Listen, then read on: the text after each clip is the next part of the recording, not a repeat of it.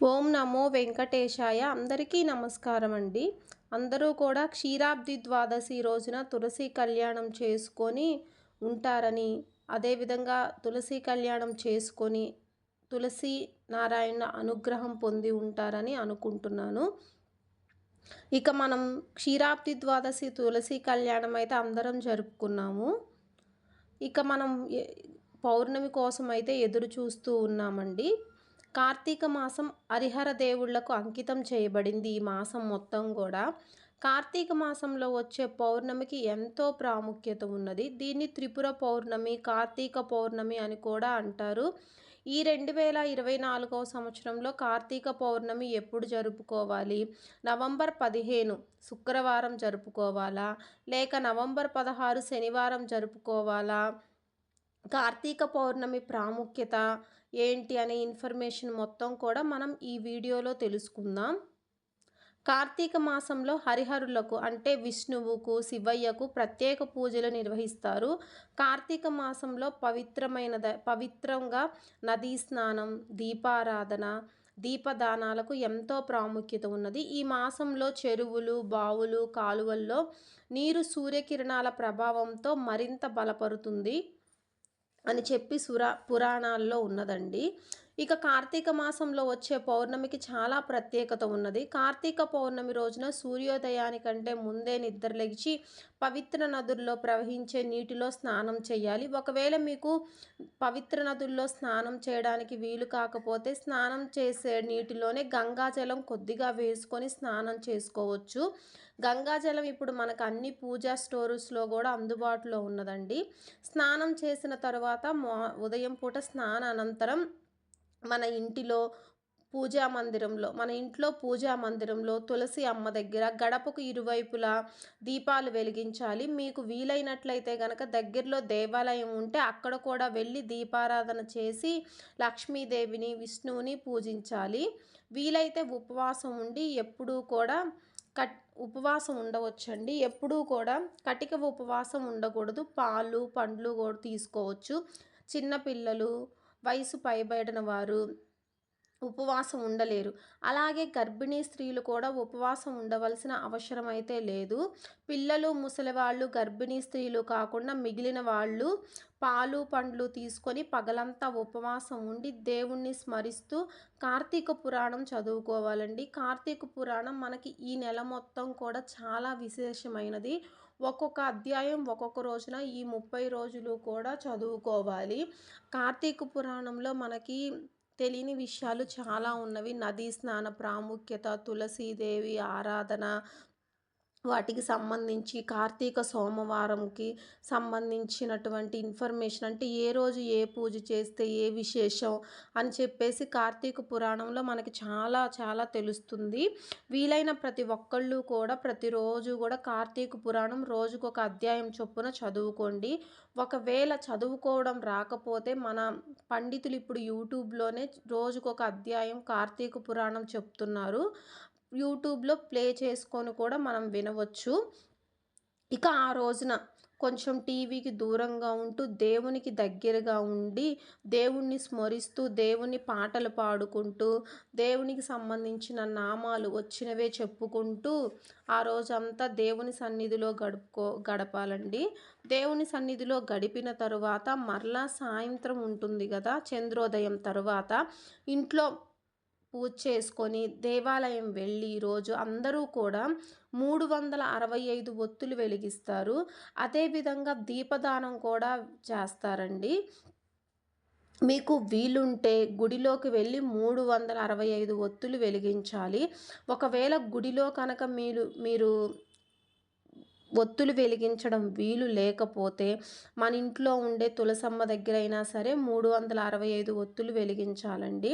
తరువాత వెలిగించి గుళ్ళో ఒత్తులు వెలిగించి ఇంటికి వచ్చిన తర్వాత ఉపవాసం విరమించాలి.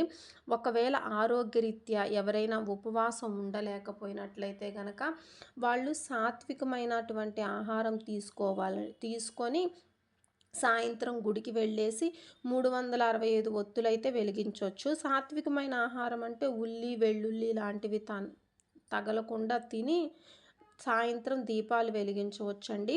ఉపవాసం ఉండే 365 దీపాలు వెలిగించాలా? ఉపవాసం లేకపోతే దీపాలు వెలిగించకూడదా అంటే, ఉపవాసం లేకపోయినా కూడా మీరు సాయంత్రం దేవస్థానంకి వెళ్ళేసి గుడిలోనే 365 ఒత్తులు వెలిగించుకొని రావచ్చండి.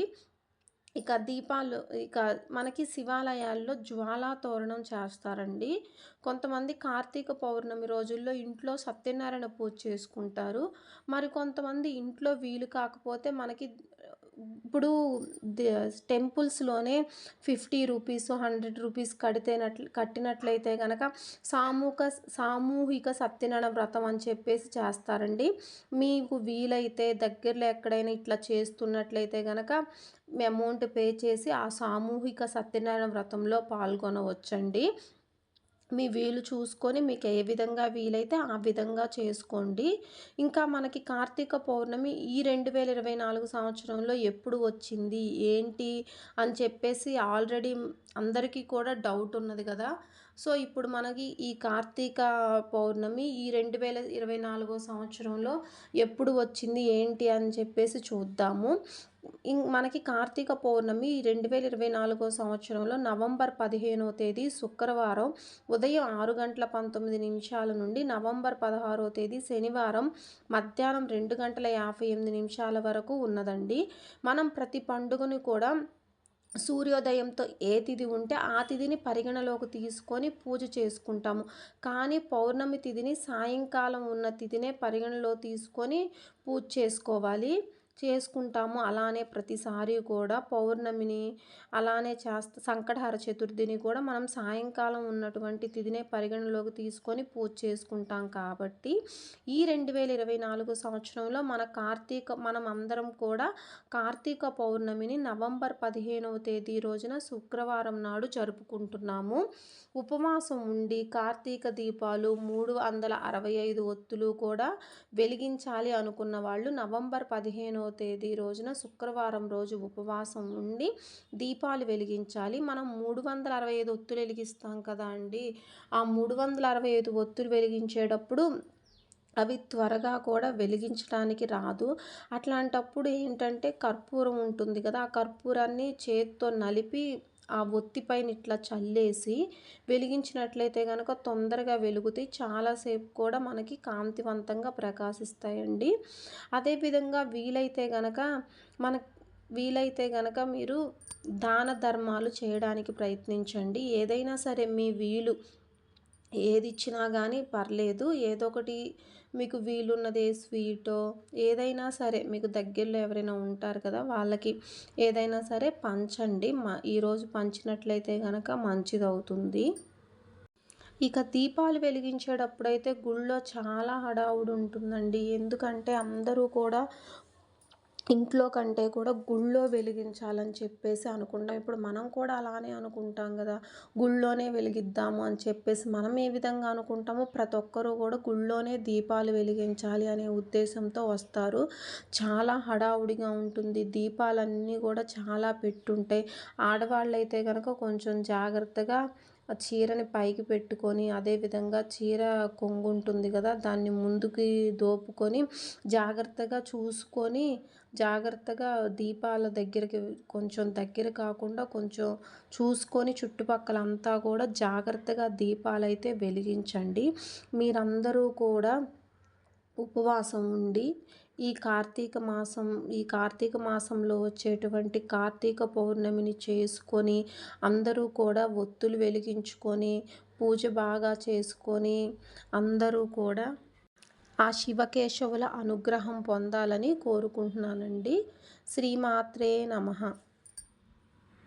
ఒకవేళ ఈ వీడియో మీకు నచ్చినట్లయితే కనుక దయచేసి ఒక లైక్ ఇవ్వండి. మీరు ఇవ్వడం వల్ల ఈ తెలియని ఇన్ఫర్మేషన్ అనేది ఇంకొంతమందికి షేర్ అవుతుందండి. అదేవిధంగా మీకు ఇలాంటివి పూజకి సంబంధించినటువంటి ఇన్ఫర్మేషన్ కూడా నేను ఎప్పటికప్పుడు ఈ ఛానల్లో పెడుతూ ఉంటానండి. దయచేసి ఒకసారి చూడండి.